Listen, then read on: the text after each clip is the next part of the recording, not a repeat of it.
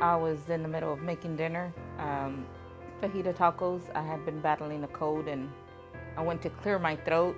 At the same time, I decided to taste the food and it lodged in my throat.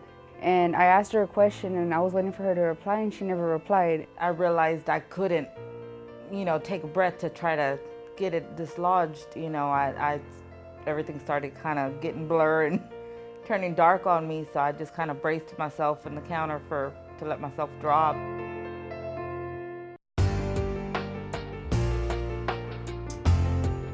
3, 4, 5, 6, 7, 8, 9, 10. I'm Jeremy Jackson, athletic trainer here at Pasadena High School. We are doing our mass CPR training. Mass means over 700 kids are being trained today in CPR and life-saving skills. I don't know, I wasn't thinking, I just remembered what they taught me in school, and I did the Heimlich. The third to fourth Heimlich thrust she did, she dislodged it just enough to where I was able to gasp a little bit of air and force whatever was lodged in my throat out. It's not something I would want to experience again, but I mean, it was really, really scary, to think that I could have lost my mom that day.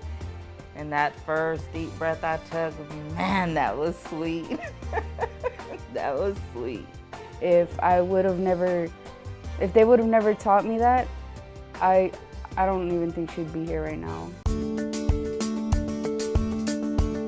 A couple years ago, we had an athlete just fall down on the track, running, and turned around to head back inside and just collapsed. And then at that point, we began performing CPR, AED, EMS arrived. The best possible care was given at the situation, but at that point you really realize how important all the information is, because it truly can happen anywhere, at any time. So then I met with one of our community members, John Schweitzer, over at Pasadena Health Center, and he said, hey, I'm gonna donate a bunch of mannequins and I've got some other resources. So he put me in touch with the ambulance people, and we got in touch with Lifelight, we got in touch with a bunch of different people. And then that's where it became the event that it was, where Mercedes learned the CPR, the back close, the abdominal thrust, the infant CPR using the AED. When we were actually doing the CPR training, I thought it was, dumb. I was like, I'm never gonna need this, why are we even doing this? It's a waste of time, I don't need it, I don't wanna learn this. But, something in me was like, you know what, let me just pay attention, like for the heck of it, Amazing. Then that same day that I met Mercedes, I got to talk to her mom as well.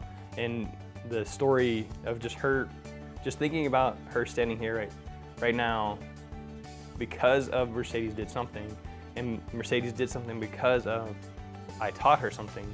That's an amazing feeling.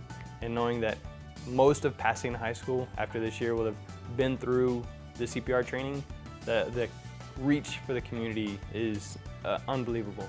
Maria's sitting here with us today because we put on this event, because we reached out to the community members, and because Mercedes paid attention. You never know what's gonna happen in life. Maybe you don't need it, but it's still good to pay attention. Maybe you might never use it in your life ever, and good for you, but if it ever comes down to that moment, it's always good to know what to do if you come down to that situation. If they're able to help and they're willing to help, they should. It literally could save a life in a matter of seconds, a matter of minutes. It could have, if she was not there, if she didn't have that training, the CPR training that was done at Pasadena High School, I can't guarantee that I would be sitting here right now.